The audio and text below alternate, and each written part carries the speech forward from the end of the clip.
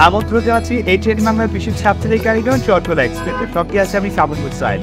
সুপ্রদর্শক, আমাদের এই বিশেষ আয়োজনে আমন্ত্রিত অতিথি উপস্থিত থাকেন চট্টগ্রামের সমাজ এবং রাষ্ট্রের সাথে সম্পৃক্ত বিশিষ্ট ব্যক্তি, যার মাধ্যমে আমরা জানতে চাই চট্টগ্রামের সমাজ এবং রাষ্ট্র অতীত বর্তমান আগামী প্রতিপত্র নানান দিক জানতে চাই চট্টগ্রাম কমিটি আপনার ব্যক্তি জীবনে অপ্রকাশিত বিভিন্ন ঘটনা সুসফলতা ব্যর্থতা। প্রিয় দর্শক, তারা সকলেই জানেন এই চট্টগ্রাম এক্সপ্রেসের মাধ্যমে আমরা আলোচনা করি চট্টগ্রামের উন্নয়ন আবরণ। আজ আমরা রাষ্ট্রের খুবই গুরুত্বপূর্ণ একটি প্রতিষ্ঠান এবং খাত থেকে কথা বলবো, সেটা হচ্ছে রেলওয়ে খাত। রেলওয়ে প্রতিষ্ঠান নিয়ে আজ আমরা ব্যাপক আলোচনা করব।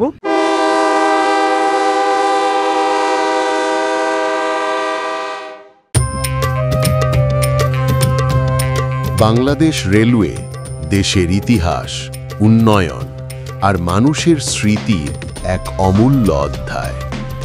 এর যাত্রা শুরু 1862 সালে ঢাকা থেকে নারায়ণগঞ্জ পর্যন্ত প্রথম রেল চলাচলের মাধ্যমে।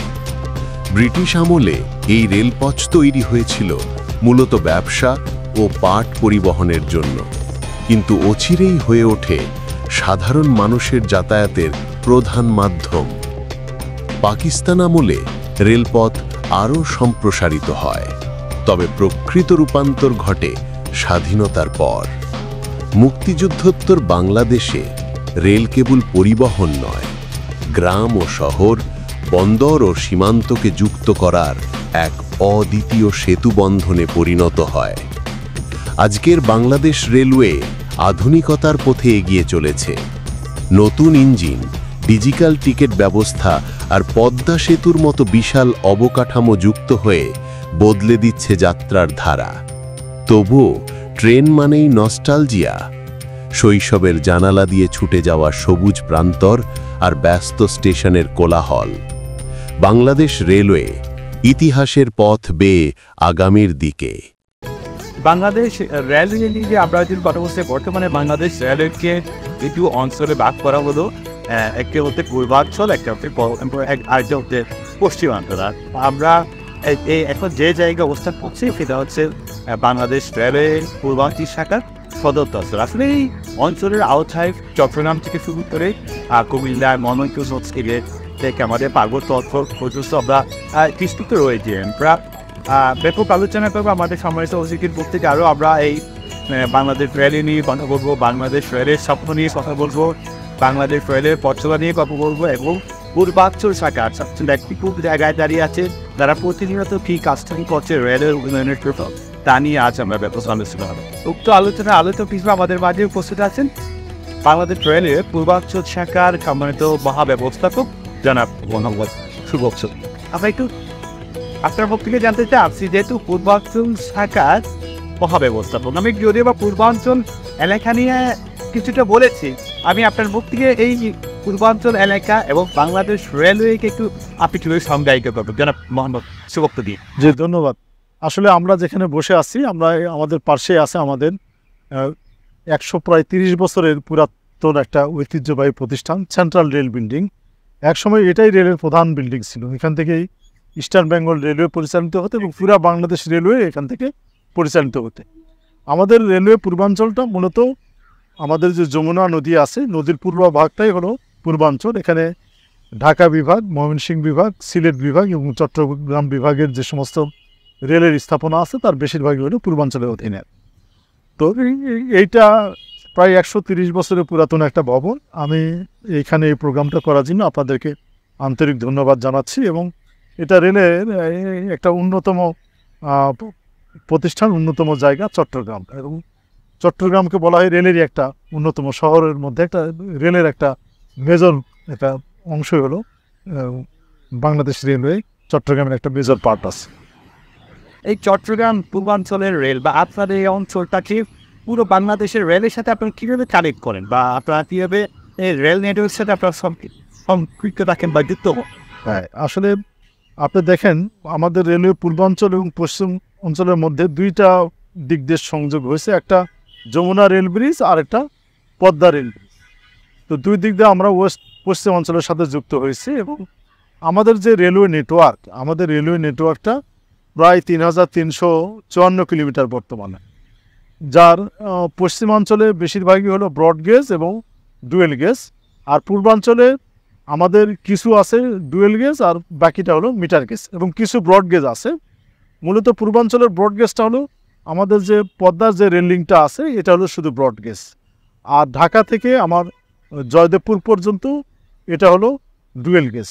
তারপরে আখাউড়া থেকে লাকসাম ডুয়েল গেজ, এবং আমাদের দোহাজারি থেকে কক্সবাজার যে রেল লাইনটা আছে প্রায় 103 কিলোমিটার, এটাও ডুয়েল গেজ। আর বাকি অংশটুকু আমাদের মিটার গেজ আছে। এবং ঢাকা থেকে চট্টগ্রাম পুরাটাই আমাদের ডবল লাইন, কিন্তু ডবল লাইন হলেও পুরাটা একই রকমের গেজ নাই, কোথাও আছে ডুয়েল গেজ, কোথাও মিটার গেজ। এবং আমাদের যে পরবর্তী পরিকল্পনাগুলো আছে, আমরা ঢাকা থেকে এই চট্টগ্রাম পর্যন্ত পুরাটাই আমরা ডুয়েল গেজে কনভার্ট করে ফেলব। আমাদের সেই জন্য টঙ্গী থেকে আখাউড়া এবং লাকসাম থেকে চট্টগ্রাম, এটা আমাদের প্রজেক্ট প্রিপারেশন চলতেছে। আমাদের এই দুটো ডুয়েল গেজ হয়ে যাবে। ডুয়েল গেজ হয়ে গেলে ঢাকা থেকে আমরা পুরা ব্রড গেজ ট্রেন আমার চট্টগ্রামে আসবে। ইভেন পশ্চিমাঞ্চল থেকেও ব্রড গেজ ট্রেন চলে আসতে পারবে। আমার বেনাপুর থেকে আসতে পারবে, খুলনা থেকে, পার্বতীপুর, পঞ্চগড়, সব জায়গা থেকে ট্রেন আসতে পারবে। তবে এখন ইচ্ছা করলে মিটার গেজ ট্রেন আমার পঞ্চগড় থেকে একেবারে কক্সবাজার পর্যন্ত যাওয়ার মতো লাইন আমাদের আছে। পাশাপাশি একটু অঞ্চলে লাগে রেলের পূর্বাঞ্চল অঞ্চলে কত কিলোমিটার আসলে রেলের লাইন আছে, তার মধ্যে থেকে কত কিলোমিটার ডাবল লাইন এবং সিঙ্গেল লাইন? আমি পাশাপাশি এটাও একটু জানতে চাই, আসলে এটা পণ্য পরিবহনের এবং যাত্রী নিরাপদে পৌঁছানোর জন্য বিভাগ ব্যাপক অবদান রেখে চলছে। ওই জায়গায় এই অঞ্চলে যাত্রীরা যারা আছেন, তারা পণ্য পরিবহন করতে গিয়ে বা অর্থনৈতিক প্রতিষ্ঠাতা বৃদ্ধি করবে এই পূর্বাঞ্চল সাইডে কতটুকু ভূমিকা রেখে চলছে, এবং যাত্রীরা একটু সন্তুষ্ট হচ্ছে কিনা? জি ধন্যবাদ। আসলে আমাদের ১,৫০০ কিলোমিটারের কিছু বেশি আছে পূর্বাঞ্চলের রেলপথ, এবং এটার মধ্যে আপনার ঢাকা থেকে জয়দেবপুরটা ডুয়েল গেজ, আখাউড়া থেকে লাকসাম ডুয়েল গেজ, দোহাজারি থেকে কক্সবাজারটা হলো ডুয়েল গেজ। অর্থাৎ এই অংশটুকুতে broad gauge metre gauge train চলতে পারে, বাকি অংশটা পুরাটাই আমাদের মিটার গেজ আছে। আমাদের আসলে যাত্রী এবং পণ্য পরিবহনের অপার সম্ভাবনা আছে, কিন্তু আমাদের ইনফ্রাস্ট্রাকচার অর্থাৎ রেল লাইন হলেও সেই অনুপাতে আমাদের কোচ ইঞ্জিনের স্বল্পতা থাকার কারণে আমরা এখনও ব্যাপকভাবে ওইভাবে যাত্রী এবং পণ্য পরিবহন করতে পারতেছি না। মানে একটাতে মানে পণ্য পরিবহন বা যাত্রীদের এই চাহিদা মেটাতে প্রথমত সব সমান। আমরা আসলে এই মুহূর্তে 10% মতো যাত্রী আমরা ক্যারি করি এই রেলপথে। আসলে আমাদের ধরেন প্রতিদিন প্রায় 22 লাখ লোক টিকিট সাইজ। আমাদের যে সার্ভারে যেভাবে হিট হয়, কিন্তু আমরা দিতে পারি সব মিলাই 2 লাখ। তো বুঝতে পারতেছেন যে একটা বিশাল গ্যাপ আছে। এবং আমাদের এখন যে কক্সবাজার লাইন আছে, এখানে যে পরিমাণ ট্রেন আমাদের এখন 2 জোড়া চলে ঢাকা থেকে, 2 জোড়া চলে চট্টগ্রাম থেকে কক্সবাজার। এটা যদি আরও 10 গুণ বাড়ায় সেটাও চলবে, এবং আমাদের সেই লাইন ক্যাপাসিটি আছে। তো আমরা উদ্যোগ নিয়েছি আমাদের বেশ কিছু লোকোমোটিভ বিকল হয়ে আছে। এর মধ্যে 21টা লোকোমোটিভ আমরা মেরামতের উদ্যোগ নিয়েছি, এবং আশা করতেছি এটা 1 বছরের মধ্যেই চলে আসবে মেরামত হয়ে। কিছু আসবে 6 মাসের মধ্যে। আর আমরা 3 থেকে 20টা গ্রান্টে দিচ্ছে লোকোমোটিভ, এবং আমরা 30টা লোকোমোটিভের টেন্ডার প্রক্রিয়াধীন আছে। আমরা এটা টেন্ডার করতে যাচ্ছি, অর্থাৎ 50টা নতুন ইঞ্জিন চলে আসবে ইনশাল্লাহ। আর 21টা খুব তাড়াতাড়ি মেরামত হয়ে যাবে। এইটা যদি আসে, এবং আমাদের বেশ কিছু কোচ আসতেছে, আমাদের যেমন গুডস ক্যারি করতেছে মাত্র 5 থেকে 7%।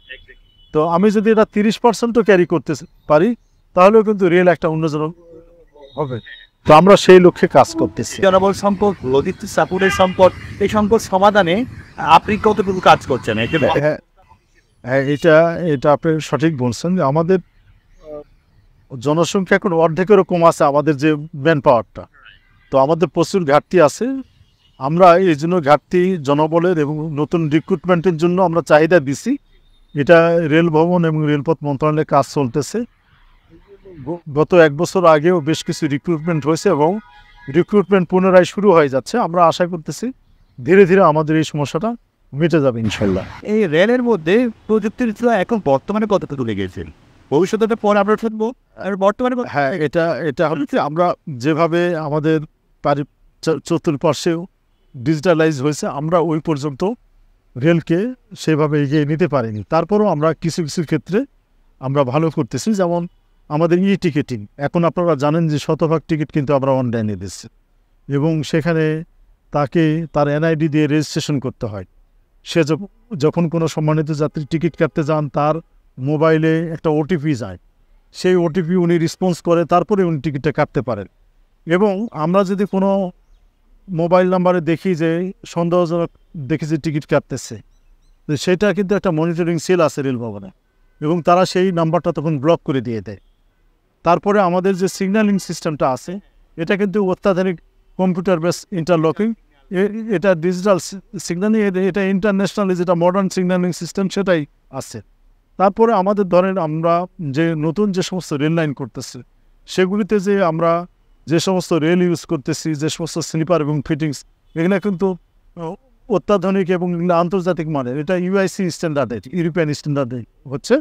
এছাড়া এখন যে নতুন রেল লাইন যে মেনটেন্যান্স হচ্ছে, সেটা আমরা মেশিন দিয়ে মেনটেন্যান্স করতেছি। তারপরে রেলের যে ওয়েন্ডিং, একসময় আমাদের দেখতেন যে 3টা বা একটা রেল পরপর জোড়া, এখন সেটা না, এখন কিলোমিটার 3 কিলোমিটার আমরা ফ্লাশ বা ওয়েল্ডিংয়ের মাধ্যমে করতেছি। সুতরাং এখন কিন্তু মডার্ন রেল ট্র্যাক করতেছি, অর্থাৎ আমরা এটা CWR বলি, কন্টিনিউয়াস ওয়েল্ডিং রেল। তো আমরা কিন্তু কিছু কিছু ক্ষেত্রে মডার্নাইজ করতেছি, কিন্তু আমাদের আরও অনেক মডার্নাইজ করতে হবে। অন্য একটা অঞ্চলের তুলনায় এটা খুব স্পেশাল একটা জোর মনে করেন যে আপনি আপনার কাজ করতে আপনি খুব আনন্দ পান, কিন্তু কষ্ট পান কিনা কেমনি মনে করেন? না, এটা তো একদিকে চ্যালেঞ্জিং। ধরেন আমরা হাজার হাজার যাত্রী নিয়ে যাই, এবং সেই যাত্রীদেরকে আমরা মনে করি আমানত। প্রত্যেকটা যাত্রীর জানমাল আমাদের কাছে একটা আমানত। তো আমরা চেষ্টা করি যে একটা যাত্রীকে নিরাপদে তার গন্তব্যস্থলে পৌঁছে দেওয়া, যাতে সঠিক সময়ে নিরাপদে উনি যেতে পারেন। এবং রেলকে যেহেতু সাধারণ মানুষের প্রচুর আগ্রহ রেলের ভ্রমণ করার জন্য, তো সুতরাং সেটা আমরা এটা মাথায় রাখি। এবং হ্যাঁ, এবং এটা আমাদের মাননীয় উপদেষ্টা থেকে শুরু করে সচিব, ডিজি থেকে শুরু করে আমরা সবাই কিন্তু কাজ করতেছি। হয়তো আমাদের সকল কাজকর্ম মিডিয়া বা অন্য জায়গায় আসে না, কিন্তু আমরা নিরলস কাজ করতেছি। এবং আপনি দেখবেন যে একসময় যত দিন যাচ্ছে আমরা কিন্তু অনেক সেবা বৃদ্ধি করছি। আমাদের স্টেশনে বসার জন্য পর্যাপ্ত জায়গা রাখছি, সুপেয় পানির ব্যবস্থা রাখা হয়েছে, ওয়াশরুম রাখা হয়েছে। ট্রেনের মধ্যেও আমরা, আগে ছিল দুর্গন্ধওয়ালা টয়লেট, সেখান থেকে কিন্তু এখন দেখবেন যে আমরা যেটা আসছে বায়ু টয়লেট, এটার কোনো গন্ধ নাই, দুর্গন্ধ নাই। এবং আমরা যখন ট্রেনে যাই চেকিং করি, আমি নিজেও কিন্তু ওয়াশরুমগুলোতে চেক করি যে কোথাও কোনো ফ্লাশে বা কোথাও কোনো সমস্যা আছে কিনা। এবং আমার যে কোনো অফিসার ট্রেনে ট্রাভেল করলে এটা স্ট্যান্ডিং অর্ডার দেওয়া আছে যে তারা এটা দেখবে যাত্রী সেবা। এছাড়াও যাত্রীরা ধরেন আমাদের তো ওয়েবসাইটে আমাদের নাম্বার দেওয়া আছে, দিবারাত্র 24 ঘন্টা যখনই ফোন করে আমরা কিন্তু রেসপন্স করি, এবং তার সেই সুবিধা অসুবিধা এগুলো দেখি। চ্যালেঞ্জ যেগুলো হয় যে মানুষের প্রত্যাশা তো বেশি, এবং প্রত্যেকটা চোখ আমাদের দিকে তাকায় আছে আমাদের। আর আমরা ধরেন চট্টগ্রাম পোর্ট থেকে যাত্রীদের সাথে আপনি কথা বলে যাত্রীরা কি সমস্যার কথা আপনাকে শেয়ার করে বা আপনাকে বলে, আসলে পরে সব কথা বলে, তার মধ্যে থেকে গুরুত্বপূর্ণ কি সমস্যার কথা? মূল যে সমস্যাটা সেটা হলো টিকিট। অর্থাৎ আমার যাত্রীরা যে পরিমাণ না অব্যবস্থাপনা না, মানে মূলত তারা প্রথমে চায় যে তারা যেন সবাই আসন সহ টিকিট পায়, কিন্তু এটা দেখা যায় যে টিকিট ছাড়ার কিছু সময়ের মধ্যে সব টিকিটগুলি শেষ হয়ে যায়। এরপরে আমরা 25% এক্সট্রা টিকিট আরও দিয়ে দিই, তারপরও স্ট্যান্ডিং, এরপরও হয় না, তারপরও বহু লোক দাঁড়ায় যায়। এখন তারা কিন্তু টিকিট কাটতে চায়, তারা বলে যে আমরা তো স্যার এটা টিকিট লেস যাত্রী হিসাবে যেতে চাই না। তাদেরকে আবার আমরা ধরি জরিমানা করি বা ইয়ে করে, বলে যে আমরা তো সম্মানিতভাবে টিকিট কেটে যেতে চাই, আমাদেরকে পর্যাপ্ত টিকিট দেওয়া হোক। কিন্তু আমাদের তো যে পর্যাপ্ত ইঞ্জিন এবং কোচের সমস্যা আছে। আর আরেকটা জিনিস চাই যাত্রীরা, যে সময়ে তারা যাত্রা করবে, যাত্রার সময়টা যেন সঠিক থাকে এবং সঠিক সময়ে যাতে গন্তব্যে পৌঁছায়। আর থার্ড হলো যারা এসি কোচে যায় তারা তো একটু বাড়তি ভাড়া দিয়ে যান, তাদের ভাড়াটা যেহেতু বেশি, তারা চান যে এসি কোচে যাতে কোনো স্ট্যান্ডিং যাত্রী না যায়। তো আমরা চেষ্টা করতেছি যে আমরা মোস্ট অফ দ্য ট্রেনে এখন অফিসার ডিপোর্ট করতেছি, তারা এটা দেখভাল করতেছে। তারপরও শতভাগ আমাদের পক্ষে সম্ভব হয় না, যাত্রীরা এটাই চায়। এবং আপনি জানেন যে আমাদের একটা হটলাইন আছে 131, তো 131-এও আপনি দেখবেন যে সারাদিনে যে কলগুলো আসে, তো এটা দেখা যায় যে 80% বেশি কল আসে ওই ট্রেনের টাইমিংসটা নিয়েই, এটা কখন ছাড়বে, এখন কোথায় আছে, কখন পৌঁছাবে। এছাড়া যাত্রীদের আরও থাকে যে ট্রেনের টিকিট আছে কিনা, ওই ট্রেনটা অমুক দিন আছে কিনা, মানে মোস্ট অফ দ্য কল এটাই। আলোচনা বা আমরা সকলেই জানি যে রেলের প্রতি যেহেতু চাহিদাটা বেশি, আকর্ষণটা বেশি। আপনি যে কথা বললেন, সবচেয়ে বেশি অভিযোগ আছে যে আমি টিকিট কেটে আমি সিট আমার সিটে পরে আমি আমার বক্তব্যের যে সেই জায়গায় এত মানে টিকিট মানে এত যাত্রী আমি দিতে পারতেছে না, আপনি দিতে পারছেন তো আপনার এটা দীর্ঘদিনের সমস্যা, এটা দীর্ঘদিনের আসলে সমস্যাটা দীর্ঘদিনের, কিন্তু এটা আজকে স্বাধীনতার এত বছর চলে যাচ্ছে, এখনো পর্যন্ত এই যে যাত্রী যে পরিমাণ আমি ঠিক সেই পরিমাণ দিতে পারছি না। হ্যাঁ, এখন আমি বলি যে আমাদের কিন্তু অবকাঠামো যেটা রেল লাইন, আগে যেরকম ঢাকা চিটাগাং 23 জোড়া ট্রেন চলতে পারতো, এখন কিন্তু এখানে ঢাকা চিটাগাংয়ে তার ক্যাপাসিটি 3 গুণ হয়েছে, অর্থাৎ এখন এটা আমরা দেখছি 72 জোড়া ট্রেন চলতে পারে। তো এখন আমাদের পর্যাপ্ত কোচ ইঞ্জিন নাই, এটার দুইটা কারণ আছে। একটা কারণ হলো যে আমরা কিন্তু মিটার গেজের থেকে ডুয়েল গেজের দিকে যাচ্ছি, অর্থাৎ ব্রড গেজের দিকে যাচ্ছি। তো আমরা ধারণা করছিলাম যে আমাদের এই কনভার্সনটা তাড়াতাড়ি শেষ হবে, কিন্তু তাড়াতাড়ি শেষ হলে আমাদের ব্রড গেজের ইঞ্জিন আছে, কিন্তু মিটার গেজের ইঞ্জিনের আমাদের স্বল্পতা আছে। তো আমরা ব্রড গেজের লোকোমোটিভ দিয়ে কিন্তু ঢাকা চিটাগাং চালাতে পারতাম যদি আমার ডুয়েল গেজটা শেষ হয়ে যেত। তো এবং মাঝখানে আমাদের এই মিটার গেজ লোকোমোটিভের প্রকিউরমেন্টটাও একটু স্থিমিত ছিল এবং এটা ডিলে হয়েছে। এখন আমরা মনে করি যে 1 বছরের মধ্যেই আমাদের অবস্থাটা চেঞ্জ হয়ে যাবে। আমি 21টা লোকোমোটিভ মেরামত করতেছি, আর 10টা লোকোমোটিভ আমি তাড়াতাড়ি চীন থেকে পাচ্ছি। এই 30টা ইঞ্জিন আসলে আমরা অনেকগুলো ট্রেনের সংখ্যা বাড়াতে পারবো। এই জায়গায় ট্রেনের সংখ্যা বাড়ানোর জন্য কি না, আমাদের রেল রাস্তা, আমি তো বললাম যে 72 জোড়া ট্রেন চালানোর মতো ক্ষমতা আছে, আমাদের 22-23 জোড়া ট্রেন চলে। সেই থেকে সরকার চাইতে ট্রেনের সংখ্যা বাড়াইলে কিন্তু প্রচুর। হ্যাঁ, আমরা তাহলে অনেক রেভিনিউ আমাদের আর্ন হবে। আমরা দেখছি যে জন্ম থেকে এই পর্যন্ত ভর্তুকি দিয়ে চলে যে এই রেলটা কিন্তু তোর ভর্তুকি এই জায়গায় এত যাত্রী, সেই জায়গায় কেন ভর্তুকি না, এটা ওই যে আমাদের প্রথম মিটিংয়ে এসে আমাদের মাননীয় উপদেষ্টা এটা বলছে যে আমাদের এই রেশিওটা কমানোর জন্য, অর্থাৎ আয় এবং ব্যয়ের। আপনি জানেন যে 1 বছরেই কিন্তু বর্তমান মাননীয় উপদেষ্টার নেতৃত্বে, আমাদের সচিব স্যারের নেতৃত্বে আমাদের কিন্তু অপারেটিং রেশিও কমে আসছে, অর্থাৎ আয় বেড়ে গেছে, ব্যয় কমে গেছে। তো এটা যদি আমরা কন্টিনিউ করতে পারি এবং এই নাম্বারস অফ ট্রেন যদি বাড়াতে পারি, তো আমরা মনে করি যে আগামী 5 বছরের মধ্যে আমরা একটা উল্লেখযোগ্য অবস্থানে চলে যেতে পারবো ইনশাআল্লাহ।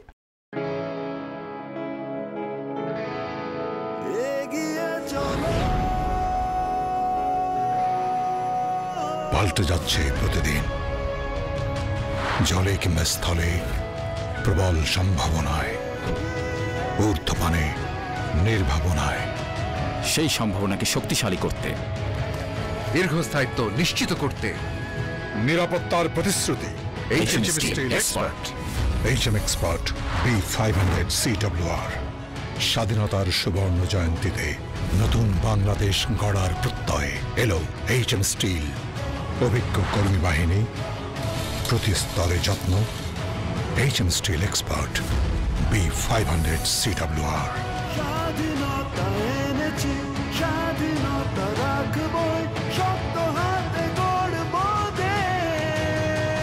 দৃঢ়, মজবুত, শক্তিতে অটুট। HM Steel। Spell magic. MAGIC magic.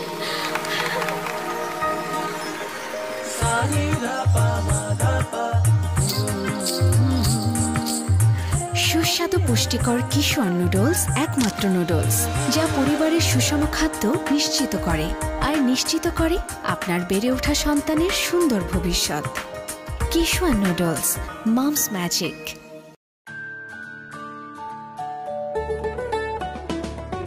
Kishwan pasta, yummy Kishwan pasta, আজ হবে সবার ফেভারিট নাস্তা। কিশোয়ান পাস্তা প্রতিদিন চাই, হেলদি টেস্টি মজা করে খাই। Kishwan pasta macaroni, It's tasty, fantastic and yummy। মায়েদের আস্থা Kishwan pasta Kishwan muffin cake হইচই মাতামাতি করি সবে কারাকারি কিশোয়ান মাফিন কেক উল্লাসে আনন্দে লুকোচুরি খেলাতে কিশোয়ান মাফিন কেক আমি মজা কেকের রাজা কিশোয়ান মাফিন কেক খাও মাস্তিতে হারে কিশোয়ান মাফিন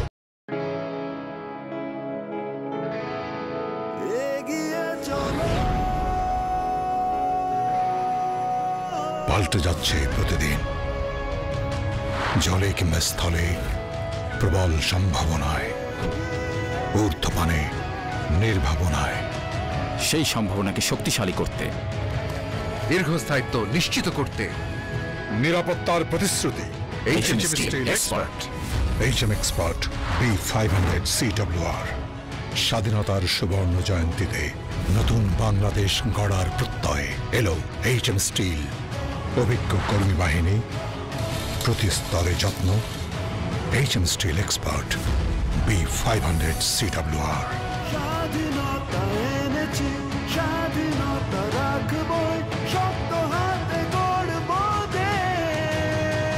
দৃঢ় মজবুত শক্তিতে অটুট HM steel. Spell magic. MAGIC magic.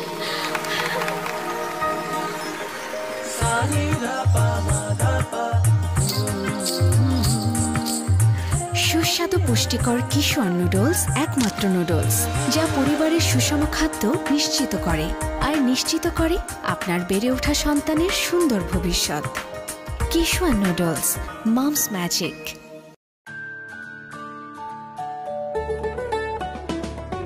Kishwan pasta yummy Kishwan pasta আজ হবে সবার ফেভারিট নাস্তা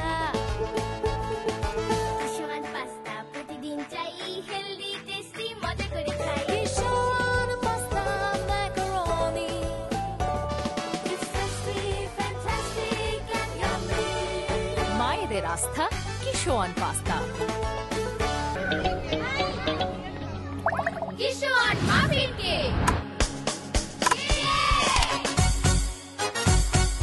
হইচই মাতামাতি করি সবে কারাকারি কিশোয়ান মাফিন কেক উল্লাসে আনন্দে লুকোচুরি খেলাতে কিশোয়ান মাফিন কেক আমি মজা কেকের রাজা কিশোয়ান মাফিন কেক খাও মাস্তিতে হারে কিশোয়ান মাফিন। কবে নাগাদ এই যে যাত্রীরা যে টিকিট পাচ্ছে না, যে ছাদের উপর দিয়ে যেতে হচ্ছে কারণ তারা টিকিট পাচ্ছে না, তারা আসন পাচ্ছে না, এই সমস্যাটা কবে নাগাদ শুরু? এইটা আমি মনে করতেছি যে আমাদের আর 1 বছর লাগবে। তবে আগামী 6 মাসের মধ্যে আরও কয়েকটা ইঞ্জিন আমরা পেয়েছি। আমাদের পলিসিগুলো আমরা দেখতেছি যে আমরা 21টা ইঞ্জিন ঠিক করতেছি আগামী 1 বছরের মধ্যে। তো এই 21টা তো পুরাটাই 1 বছর লাগবে তা না, 6 মাসের মধ্যে কিছু পাবো, 9 মাসের মধ্যে কিছু পাবো, 1 বছরের মধ্যে বাকিটা পাবো। তো এই 21টা আর যদি 10টা ইঞ্জিন আমাদের চায়না থেকে আসতেছে, এই 20টা ইঞ্জিন, এই 21টা আর 20টা, এই 51টা ইঞ্জিন হলে ইনশাল্লাহ, এবং আমাদের সব লেভেলে কিন্তু এখন অ্যালার্ট। এটা আমাদের উপদেষ্টা থেকে শুরু করে মাননীয় উপদেষ্টা, সচিব, ডিজি সবাই মনিটরিং করতেছে, আমরা সহ আর।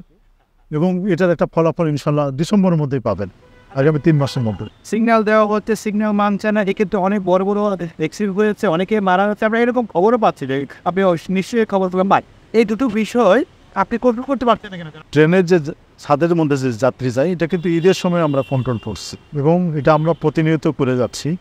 কিন্তু আমাদের সমস্যা হলো যে সব স্টেশনে আমাদের নিরাপত্তা বাহিনী এবং পুলিশের সংস্থান নাই। আমি ধরেন 10টা স্টেশনে আমার আছে, সেই 10টা স্টেশন থেকে ছাদে উঠতেছে না। 11তম স্টেশনে আমার নিরাপত্তা বাহিনী বা পুলিশ নাই, সেখান থেকে উঠতেছে। আমরা মনে করি যে এই সমস্যা থাকবে না। আমরা যখনই নাম্বারস অফ ট্রেনের সংখ্যা বাড়াবো, তখন অটোমেটিক্যালি এটা কমে আসবে। সেই থেকে আপনি চাইলে দিতে পারেন, আপনার জনবল যেহেতু সংকট, সরকারের অন্যান্য আইন শৃঙ্খলা বাহিনীকে আপনারা চাইলে কাজে লাগাতে পারেন। না যদিও বা আছে, আছে, এরকম করে আপনার কাজে লাগাতে পারেন। যে আমরা রেলওয়ে পুলিশ ট্রেনের ভিতরে যাত্রী সেবাটা দেখেন, আর ট্রেনের বাইরে এবং স্টেশনে আমাদের যে রেলওয়ে নিরাপত্তা বাহিনী আছে, নিরাপত্তা বাহিনীরও ঘাটতি আছে, আমরা কিন্তু ওটা আনসার সদস্যকে নিচ্ছি। আমরা কিন্তু ইতিমধ্যে বেশ কিছু আনসার সদস্য নিচ্ছি এবং আরও নিব। এবং যখন আমাদের প্রচুর মুভমেন্ট হয়, এই যে যেমন সামনে দুর্গাপূজা আসতেছে, এই সময়গুলোতে কিন্তু আমরা বাইরে থেকে পুলিশও নিয়ে আসি এবং আমরা বেশ কিছু আনসারও নিয়ে আসবো। নিয়ে আমরা এই যাত্রী বেশ কিছু এক্সট্রা ট্রেনও আমরা চালাচ্ছি, অতিরিক্ত ট্রেন। আমরা ইনশাল্লাহ এটা ট্যাকেল করবো যাত্রী সেবাতে। আমাদের যে দুর্গাপূজা আসতেছে চলতেছে, প্রচুর যাত্রী কিন্তু যাতায়াত করতেছে এবং আমরা ইতিমধ্যে বেশ কয়েকটা স্পেশাল ট্রেনও দিয়েছি চট্টগ্রামমুখী, কক্সবাজারমুখী, এখানে ডিমান্ডের উপর। এবং এই সময়ে যাতে যাত্রীরা নির্বিঘ্নে নিরাপত্তায় নিয়ে যেতে পারে, নিরাপদে যেতে পারে, সেই জন্য কিন্তু আমাদের পুলিশের মধ্যে ফোর্সও বাড়াচ্ছি, নিরাপত্তা বাহিনীর মধ্যে আমরা আনসার সদস্য নিয়োগ করে নিরাপত্তা বাড়াচ্ছি। এই ধরনের কর্মকাণ্ড যাতে আর সংগঠিত না হয়, সেই জায়গায় আপনি মহাব্যবস্থা কৃষি আপনার দিক নির্দেশনা ওইটা নিয়ে এরপরে আমরা ওই ঘটনাস্থল পরিদর্শন করছি, কারিগরিভাবে যেরকম দেখছি, এবং আমরা দুই পার্শ্বে যে সিগন্যালম্যান আছে তাদেরকে আমরা ওয়াকিটকি দিচ্ছি যে পুরা তারা দেখবে, দেখে ক্লিয়ার হওয়ার পরে তারা ট্রেনকে সিগন্যাল দেবে। তারা স্টেশন মাস্টারকে জানাবে, স্টেশন মাস্টার ট্রেনকে সিগন্যাল দেবে, ইনশাল্লাহ অ্যাক্সিডেন্ট হবে। আমরা একটু এটি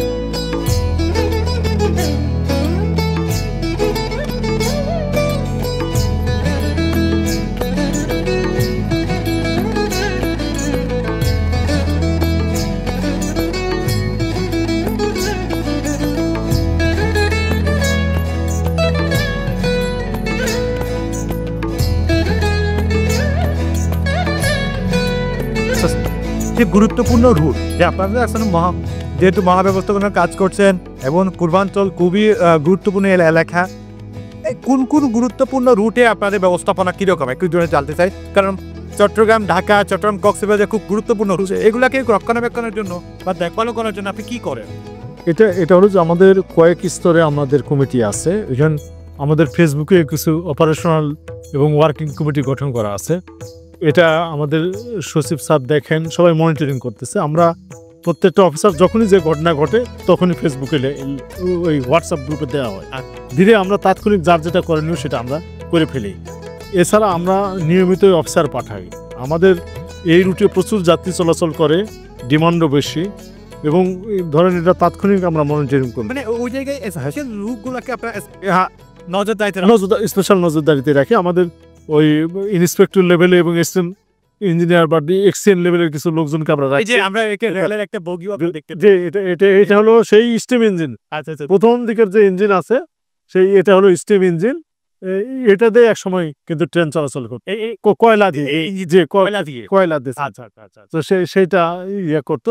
একটা নিদর্শন স্বরূপ আপনি প্রতিষ্ঠানের সামনে রেখেছেন। হ্যাঁ, এটা ওই যে আমরা 7 রাস্তা মোড়ে ওখানে লাগাই দিব। আচ্ছা, আরো সুন্দর হবে। আমরা ওখানে কিছু ক্যালিগ্রাফিও করবো। আচ্ছা, এই সাদা জি এই চিটাঙে এত রাস্তা, এত হ্যাঁ, সবাই দেখে সচরাচর এইটা হবে আর কি। এটা আমরা খুব স্বল্পতম সময়ের মধ্যে ওখানে প্লেস করব।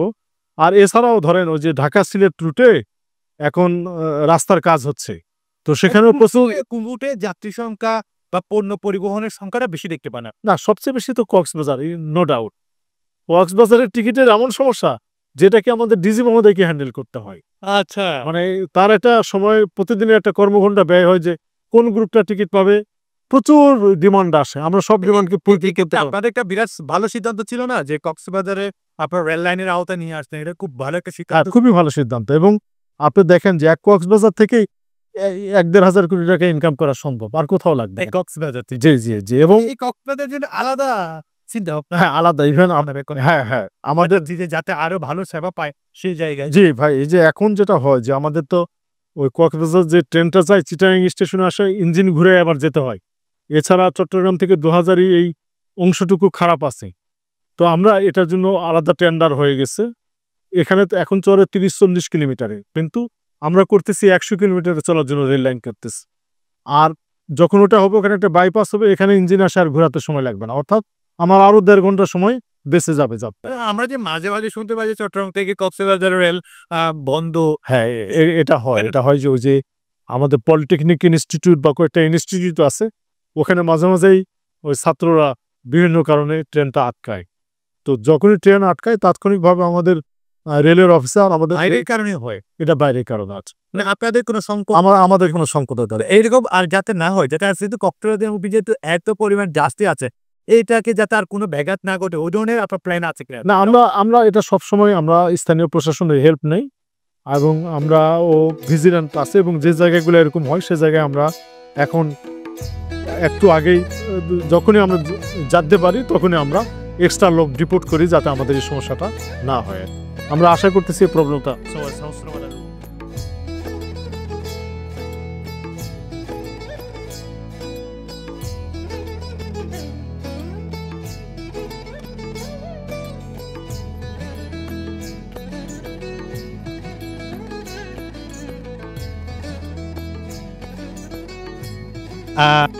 প্রগতির আসলে আমরা এতক্ষণ কথা বলেছিলাম রেল নিয়ে এবং রেলওয়ে হাসপাতাল নিয়ে কথা বলেছিলাম।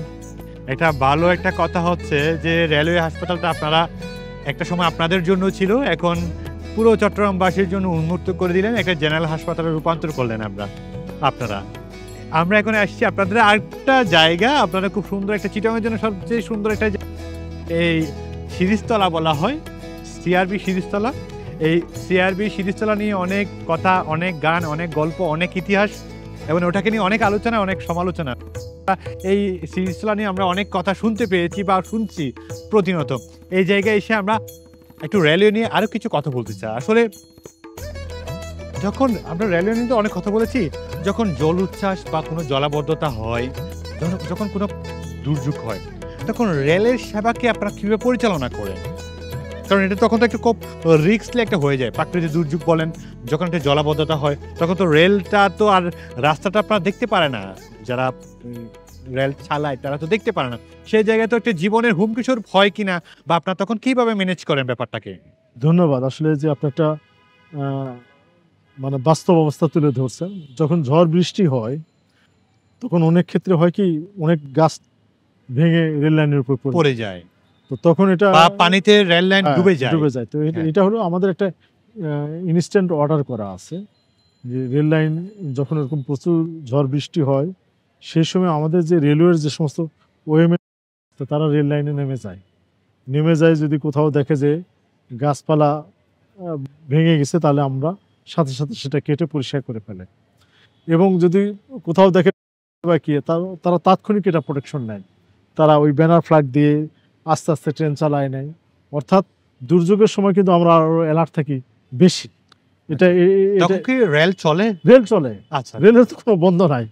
ধরেন এখন একটা ট্রেন ছেড়ে গেছে, হ্যাঁ, তো এই ট্রেনটা যাচ্ছে, এখন ঝড় বৃষ্টি শুরু হলে আমার লোকজন এই রাইট টাইমে চলে যাবে, কিন্তু স্পিডও স্লো করে না। কি করে আমাদের যে ওয়েম্যান কিমেন যারা মেট তারা আছে, তারা রেল লাইনটা তখন এখন হঠাৎ করে একটু ঘূর্ণিঝড় আসলো, তো কোন জায়গায় গাছ পড়লো সেটা তো সকলে জানতে পারবে। আমাদের যারা যে রুট লেভেলে প্রতি 5 কিলোমিটার 7 কিলোমিটারে একটা করে বিট আছে, আমাদের একটা করে টিম আছে, তারা জানে যে আমার ঝড়ে কোন জায়গায় ভালনারেবল, কোন জায়গায়। যদিও বা যদি তারাও জানলো না, হ্যাঁ, তখন কি একটা অবস্থা হয়? যদি এরকম হয় আমার, কারণ আমরা এটার সাথে একটা প্রশ্ন যুক্ত করে দিই, অনেক সময় এখন রাজনৈতিক অস্থিতিশীলতার কোন একটা হঠাৎ করে কোন একটা জায়গায় তারা প্রতিবন্ধকতা তৈরি করলো, সেই জায়গায় আপনারা হুট করে যখন কিছু একটা হয়ে যায় তখন কি করেন আপনারা? আমরা তাৎক্ষণিক, আমাদের তো প্রত্যেক জায়গায় লোক আছে, তাৎক্ষণিক আমরা চলে যাই। ধরেন এটা কেউ রেল লাইনের উপরে কিছু ফেলাই দিল, আমরা তাৎক্ষণিক ওটা সরাই ফেলি। আমাদের লোকজন তখন কি রেল কি বন্ধ করে করেন আপনারা? আমরা ধরেন নিয়ার আগের স্টেশনে একটা ট্রেন হয়তো আসতেছে, আমরা জানি, আমরা ট্রেনের টাইমে আগের স্টেশনকে বলে দেওয়া হয় যে এই জায়গায় এরকম একটা ভেঙে গেছে বা এরকম একটা গাছ ফেলছে বা এরকম একটা প্রতিবন্ধক সৃষ্টি করছে, তখন আগের স্টেশন মাস্টার ট্রেনটাকে ওইখানে সিগন্যাল দিয়ে বন্ধ রাখে। এরপরে ওইটা ক্লিয়ার হওয়ার পরে আবার মেসেজ দেওয়া হয় যে ক্লিয়ার হয়েছে, এখন ট্রেনটা ছাড়ে। আর হাসপাতাল সম্বন্ধে একটা বলতেছেন, এই হাসপাতাল এবং স্টেশনে একসময় আমাদের খুব ময়লা পানি আসতো, তো এটাও কিন্তু আমাদের মাননীয় উপদেষ্টার একটা অবদান যে উনি ওয়াসা কর্তৃপক্ষকে বলে ইনস্ট্যান্টলি আমরা এখানে পানির লাইন দিচ্ছি, এখানে স্টেশনে যাত্রীরাও স্বাচ্ছন্দ্য ফিল করে এবং আমাদের রোগীরাও এখন এই পানি ব্যবহার করে স্বাচ্ছন্দ্য ফিল করেন না।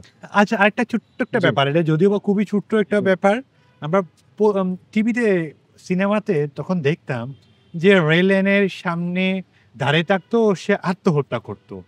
আসলে কি সম্ভব কিনা? এখনো করে, কারণ হলো যে আমরা যখন ডিভিশনাল ইঞ্জিনিয়ার বা স্টেশন ইঞ্জিনিয়ার ছিলাম, তখন আমাদের মান্থলি রুটিন ছিল ট্রেনে ইঞ্জিনে ট্রাভেল করা। অর্থাৎ আমরা সব দেখতাম সিগন্যালিং, তারপরে ট্রেনের লোকোমোটিভ মাস্টার সব কিভাবে করতেছে। তখনও আমরা দেখতাম যে অনেকেই সুইসাইড করতো। তো আমি যখন স্টেশন ইঞ্জিনিয়ার ছিলাম, আমি লোকোমোটিভ মাস্টারকে প্রায় বলতাম, মাস্টারকে যে আপনি জোরে হর্ন দেন, বলে স্যার এটা যত জোরে হর্ন দেয় ওই রুগী ওই লোক সুইসাইড করার জন্য ডিটারমাইন হয়ে আসছে। কারণ সে হ্যাঁ, আমি দেখলাম একেবারে নরসিংদী স্টেশনের আগে সে একেবারে হাফ শার্ট পরা, প্যান্ট ইন করা, একেবারে একটা পারফেক্ট নিরেট ভদ্রলোক। সে ট্রেনটা আসলো, যেই ট্রেন কাছে আসলো মাথাটা এবার হাল দিল, ট্রেন। আর এমনি অহরহ তো দেখা যায়। মগবাজার একবার দেখলাম সে জায়গায় বন্ধ করার কোনো সিস্টেম নাই, মানে আপনি যে কোনো একটা চলে আসলো দূর না হলে ওই পর্যায়ে কত দূরত্বের মধ্যে এটা একটু এটা হয় কি, ওই লোকটা ধরেন আপনার রেল লাইনের পাশ দিয়ে যাচ্ছিল, কিন্তু যে ট্রেনের কাছে চলে আসে তখনই হুট করে সে না, অনেকে দূর থেকে তো দাঁড়ায় থাকে। তো আপনি কতটুকু পর্যন্ত, কত কিলোমিটার বা কত মিটার পর্যন্ত আপনারা বুঝতে পারেন ওই ট্রেনটা আপনি স্টপ করতে পারবেন? ধরেন মানে এখন তো যে মডার্ন ব্রেক সিস্টেমে ওরা 220 মিটারের মধ্যেই করতে পারে। তবে মিনিমাম হলো 400 মিটার, আমাদের 440 গজ, মানে ট্রেন স্লো করার পরে বন্ধ রাখার জন্য। আচ্ছা, ওকে, আমরা একদম শেষ প্রান্তে আছি। আসলে একটু স্বপ্নের কথা শুনবো। স্বপ্নের কথা শোনার আগে একটু ভাড়া নিয়েও বলি, যেহেতু আজকে এটা দর্শকরাও দেখছে, যাত্রীরাও দেখছে, তো যাত্রীদের সাথে একটু কথা বলতে চাই। আসলে ভাড়া যেটা আপনারা নির্ধারণ করেছেন এসি কোচের জন্য বা নন এসির জন্য, চেয়ারের জন্য, যেভাবে আপনারা বিভিন্ন শ্রেণী বিভাগ করেছেন, আসলে যাত্রীরা সন্তুষ্ট কিনা? যাত্রী কি আপনি যেহেতু যাত্রীর সাথে কথা বলেন, এক জায়গা থেকে অন্য জায়গায় যান যাত্রীর সাথে গল্প করতে করতে, সেই যে যাত্রীকে তারা ক্ষোভের কথা বা তাদের কি কষ্টের কথা শেয়ার করেছে কিনা, একটু ভাড়াটা একটু কমিয়ে আনেন। না, আপনি তো, আমি আগেও বলছি যে আমি প্রায়ই ট্রেনের টিকিট চেকিং করি। আমার ঢাকা চিটাগাং বা ঢাকা সিলেট যখনই ট্রাভেল করি, এবং যাত্রীদেরকে আমি বলি যে না, টিকিট অন্যরা চেক করতেছে, আমি জিএম হিসাবে আপনার অভিযোগ, আমার বিরুদ্ধে কি অভিযোগ সেটা বলেন।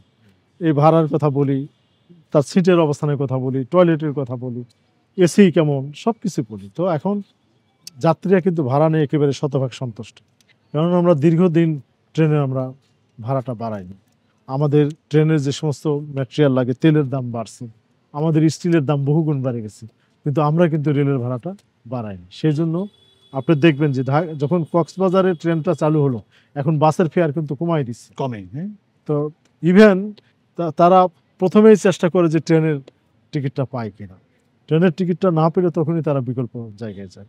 সব রুটেই তাই, আপনার ঢাকা চট্টগ্রাম, ঢাকা কক্সবাজার, এটা একটা নিরাপদ, সাশ্রয়ী, পরিবেশ বান্ধব একটা পরিবহন ব্যবস্থা। কারণ এটা অন্য পরিবহনে তো খুব অনেক রিস্ক থাকে, সেই জায়গায় আমরা একদম শেষ প্রান্তে আছি। আসলে আপনার দেশের বাইরে যান প্রশিক্ষণের জন্য, এই কিছুদিন আগে আপনার প্রশিক্ষণ শেষ করে আপনি দেশে আসলেন। বিশ্বের অন্যান্য অঞ্চলে, অন্যান্য জায়গায় রেল সার্ভিস তো আছেই, তো তাদের আদলে আমরা তো অনেক পিছিয়ে আছি, পিছিয়ে থেকে আমরা সামনের দিকে অগ্রসর হচ্ছি। সবকিছু মিলে অন্য দেশের, মানে যারা উন্নত দেশের সাথে আদলে আমাদের রেল ব্যবস্থাপনা কিভাবে সুন্দর করে করা যায়। এবং আমরা তো বিশ্বের অন্যান্য দেশে আমরা একটা বুলেট ট্রেন দেখি, দ্রুতগামী অনেক ট্রেন দেখি, খুব ভালো ভালো সার্ভিস দেখি, কারণ সেই জায়গায় কিন্তু এটা আমরা তো ভর্তুকিমূলক একটা প্রতিষ্ঠান, কিন্তু ওরা কিন্তু লাভজনক প্রতিষ্ঠান। আমাদের এই রেল খাতটাকেও যাতে লাভজনক প্রতিষ্ঠান করা যায়, বিশ্বের অন্যান্য দেশের আদলে যাতে আমরা বুলেট ট্রেন বা ভালো ভালো রেল ব্যবস্থাপনা করতে পারে, সেই জন্য আপনার পরিকল্পনা এখন কি, মানে আপনি কোন পথে হাঁটছেন এখন? আসলে এখন আমাদের যে পরিকল্পনা সেটা হলো যে আমরা যেগুলো ইম্পর্টেন্ট রুট যেটা আছে, যেমন ঢাকা চিটাগাং, এটা হলো আমাদের একটা ইম্পর্টেন্ট, এটা পুরাটাই ডুয়েল গেজ ডবল লাইনে কনভার্ট করা, যাতে ব্রড গেজ ট্রেন চলে। ব্রড গেজ ট্রেন চললে সেই ট্রেনটা 120 কিলোমিটার পর্যন্ত চলতে পারবে, তাহলে আমাদের রানিং টাইমটা অনেক কম লাগবে। আরেকটা কাজ করতে চাই, সেটা হলো ঢাকা থেকে কুমিল্লা পর্যন্ত একটা কর্ড লাইন করতে চাই, ওটারও আমাদের ডিজাইন চলতেছে। ওটা করলে আমাদের 90 কিলোমিটার রুট কমে যাবে। রুট কমে গেলে তখন আমাদের 2-2.5 ঘন্টার মধ্যেই চট্টগ্রাম আসা সম্ভব হবে। এই বর্তমান এই ট্রেন দিয়েই সম্ভব। আর বিদেশে তো আরও ধরেন হাই স্পিড বা আদার ট্রেন আছে, এগুলো খরচও বেশি এবং এটা যাত্রীদের ভাড়াও বেশি পড়বে। কিন্তু আমরা যদি মেজর সিটিগুলোতে যাত্রীরা ভাড়া বেশি দিতে চায়, বুলেট ট্রেন 2-2.5 চায় ঘন্টায় তারা। যদি আমরা নিয়ে আসতে পারি, আমি মনে করি যে আমাদের দেশের মানুষ এটা অ্যাকসেপ্ট করবে। কারণ- সম্ভব কিনা আমাদের হ্যাঁ, দেশে সম্ভব সম্ভব? সম্ভব। এবং আমরা যদি এটা স্পিড 150 কিলোমিটারে যেতে পারি, আমরা সেই লক্ষ্যে কাজ করতেছি। আর আরেকটা হলো ইলেকট্রিক ট্রেনের দিকে আমরা যাচ্ছি। ইতিমধ্যে আমাদের ঢাকা থেকে জয়দেবপুর এবং টঙ্গী থেকে চট্টগ্রাম পর্যন্ত এই পোর্শনের আমাদের ডিটেল ডিজাইন এবং সব কার্যক্রম আমাদের শেষের দিকে আমরা ডিপিপিও থ্রো করতেছি। এই অংশটুকুকে আমরা আগে করব। যখনই আমাদের ইলেকট্রিক ইঞ্জিন আসবে তখন কিন্তু আপনার ইলেকট্রিক ট্র্যাকশন হলে তখন স্পিড আরও বাড়বে, সময় কম লাগবে, ওটা আরও পরিবেশের জন্য ভালো হবে। তখন ফুয়েলও আর ওই পরিমাণ প্রয়োজন হবে না। ফুয়েল লাগবে না, তখন তো আমার ইলেকট্রিকে চলে আসবে। ইলেকট্রিকে চলবে। এই জায়গায় আরেকটা যেটা মানে জাতির বা সকলের একটা চাওয়া, কারণ প্রায় সকলে তো দেশের বাইরে যায় দেখে যে বুলেট ট্রেন, আসলে অন্তত চট্টগ্রাম, ঢাকা চট্টগ্রামে কোনো বুলেট ট্রেন করার কোনো পরিকল্পনা আমরা একটা ডিটেল ডিজাইন করছিলাম যে সেটা ঢাকা থেকে চট্টগ্রামে 62 মিনিট লাগে, 1 ঘন্টা 2 মিনিট লাগে। সেটা আমাদের ডিজাইনে আছে, কস্টিংটা একটু বেশি। তো এটা যখন যাত্রীদের কস্টিং নাকি আপনাদের কস্টিং? নির্মাণ কস্টিং, ওকে। যাত্রীদের ভাড়াটাও তো বাড়বে। হ্যাঁ, তো এটা যখন সরকার আমাদেরকে নির্দেশনা দিবে আমরা ইনশাল্লাহ এটা করে ফেলবো। আমরা রেডি, বাংলাদেশ রেলওয়ে রেডি আছে। আচ্ছা আচ্ছা, মানে এই ধরনের সার্ভিসের জন্য আপনারা রেডি আছেন? আমরা ওকে, আমরা অনেক কথা বলেছি আসলে আজকে রেলওয়ে নিয়ে অনেক কথা বলেছি, পাশাপাশি রেলওয়ে হাসপাতাল, রেলওয়ে ব্যবস্থাপনা নিয়ে অনেক কথা বলেছি, এবং আপনাদের কর্মদক্ষতা নিয়েও, আপনাদের যারা শ্রমিক আছে মাঠ পর্যায়ে যারা কাজ করে তাদেরকে নিয়েও কথা বলেছি। আমরা জানি আপনি নিজেকে খুবই খুবই ব্যস্ত রাখেন এবং বিভিন্ন জায়গা পরিদর্শনের মধ্যে নিয়ে আসেন, বিভিন্ন স্টেশন আপনি ঘুরে ঘুরে দেখেন, যাত্রীদের সাথে কথা বলেন, আপনার প্রশাসনের যারা কাজ করে তাদের সাথে আপনি কথা বলেন, যাতে যাত্রীরা বা পণ্য পরিবহনের ক্ষেত্রে, যাত্রী সেবার ক্ষেত্রে যাতে আর কোনো কষ্ট না হয়, সে কারণে আপনি প্রতিনিয়ত কাজ করে যাচ্ছেন। এই ব্যস্তম সময় থেকে এটিএন বাংলাকে সময় দিয়েছেন। এটিএন বাংলার পরিবারের পক্ষ থেকে আপনাকে অসংখ্য ধন্যবাদ। আপনাকেও ধন্যবাদ ভাই। আমাদের একটাই দেশ বাংলাদেশ, আমরা সবাই যে যে সেক্টরে আছি সেখানে একটু হলেও ভালো কাজ করতে চাই এবং আমাদের যার যার প্রতিষ্ঠানগুলোকে একটু ভালো করে আলটিমেটলি বাংলাদেশকে আর একটু উন্নত, আর একটু ভালো করে যেতে চাই এবং ভালো রেখে যেতে চাই ভবিষ্যৎ বংশধরদের জন্য। আমরা সবাই মিলে চেষ্টা করব এবং আমাদের সার্ভিসের যে ত্রুটিগুলো আছে এগুলো যদি আমাদেরকে বলা হয়, আমরা সবসময় চেষ্টা করি সেটাকে ত্রুটিমুক্ত করার জন্য। তো আমরা সবাই মিলে এগিয়ে নিব বাংলাদেশ রেলকে এবং বাংলাদেশকে, এই প্রত্যয় ব্যক্ত করে আমাকে যে আপনারা কথা বলার সুযোগ দিলেন আপনারা কষ্ট করে, সেই জন্য আমি এটিএন বাংলা এবং আপনার প্রোগ্রামের প্রতি আমি আন্তরিক কৃতজ্ঞতা জানাচ্ছি এবং সমস্ত দর্শকবৃন্দ, সম্মানিত দর্শকদেরকেও আমি আমার আন্তরিক কৃতজ্ঞতা শ্রদ্ধা জানাচ্ছি এবং সবাই মিলে আমরা এই দেশটাকে সুন্দর করি, ভবিষ্যতে একটা ভালো বাংলাদেশ গড়ে তুলি, সেই প্রত্যাশা নিয়ে আমরা সবার সহযোগিতা এবং দোয়া নিয়ে চাই। আমরা সবাই মিলে ইনশাল্লাহ ভালো একটা বাংলাদেশ করব।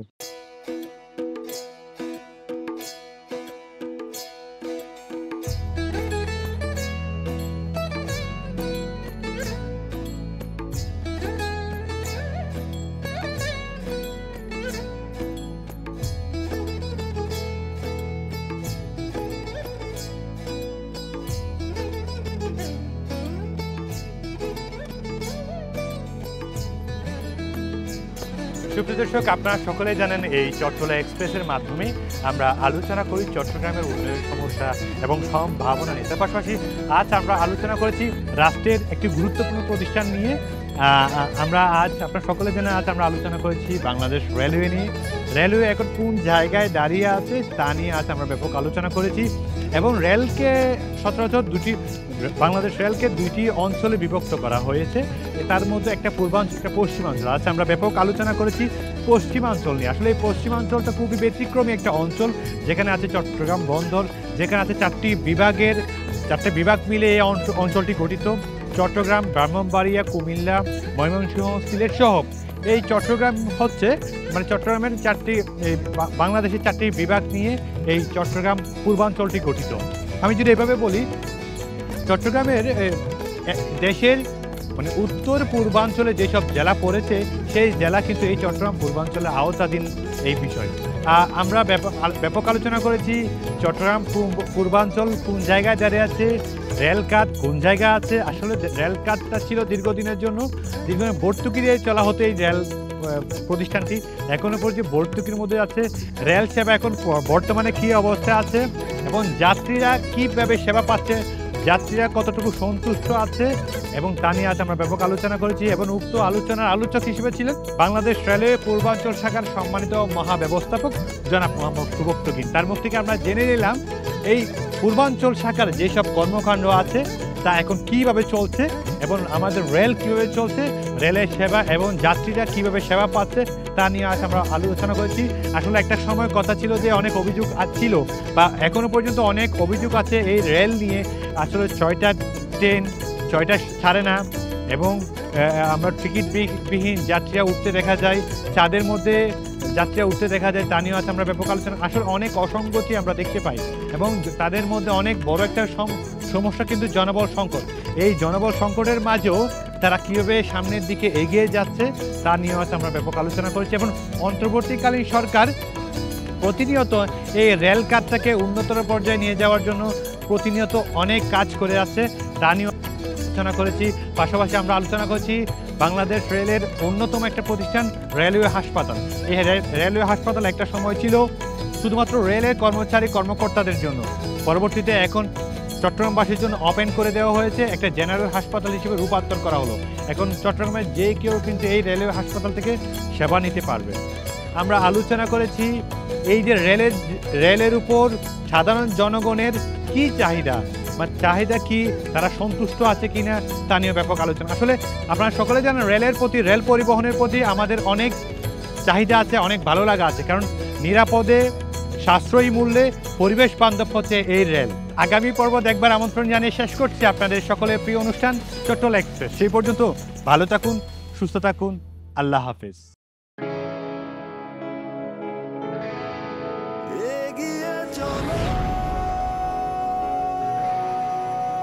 পাল্টে যাচ্ছে প্রতিদিন, জলে কিংবা স্থলে প্রবল সম্ভাবনায়, ঊর্ধ্বপানে নির্ভাবনায়। সেই সম্ভাবনাকে শক্তিশালী করতে, দীর্ঘস্থায়িত্ব নিশ্চিত করতে, নিরাপত্তার প্রতিশ্রুতি HM Steel Expert। HM Expert B500 CWR। স্বাধীনতার সুবর্ণ জয়ন্তীতে নতুন বাংলাদেশ গড়ার প্রত্যয় এলো HM স্টিল। অভিজ্ঞ কর্মী বাহিনী, প্রতি স্তরে যত্ন। HM Steel Expert B500 CWR। স্বাধীনতা এনেছি, স্বাধীনতা রাখবই, শক্ত হাতে গড়ব দেশ। দৃঢ় মজবুত, শক্তিতে অটুট HM Steel। Spell magic. MAGIC magic.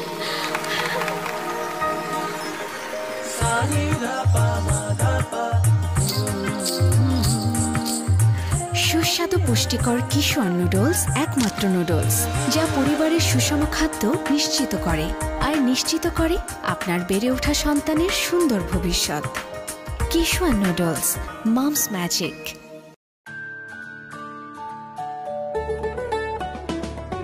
Kishwan pasta, yummy Kishwan pasta, আজ হবে সবার ফেভারিট নাস্তা। কিশোয়ান পাস্তা প্রতিদিন চাই, হেলদি টেস্টি মজা করে খাই। Kishwan pasta macaroni, It's tasty, fantastic and yummy। মায়েদের আস্থা Kishwan pasta. Kishwan muffin cake. হইচই মাতামাতি করি সবে কারাকারি, কিশোয়ান মাফিন কেক। উল্লাসে আনন্দে লোকজনে খেলাতে, কিশোয়ান মাফিন কেক। আমি মজা, কেকের রাজা। কিশোয়ান মাফিন কেক, কিশোয়ান মাফিন কেক, নাও মাস্তিতে হারিয়ে যাও। কিশোয়ান মাফিন।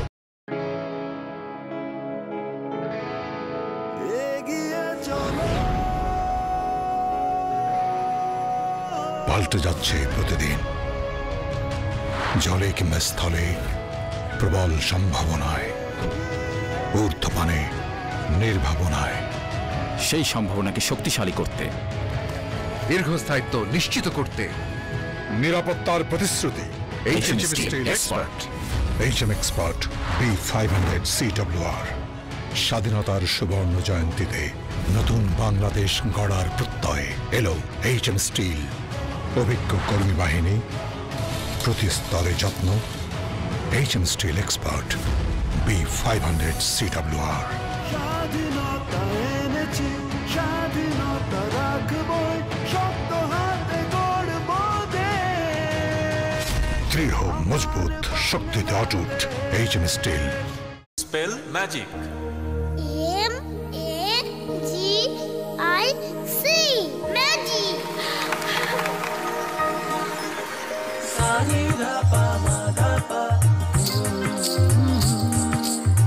সুস্বাদু পুষ্টিকর কিশোর নুডলস একমাত্র নুডলস যা পরিবারের সুষম খাদ্য নিশ্চিত করে আর নিশ্চিত করে আপনার বেড়ে ওঠা সন্তানের সুন্দর ভবিষ্যৎ। কিশোর নুডলস, মমস ম্যাজিক।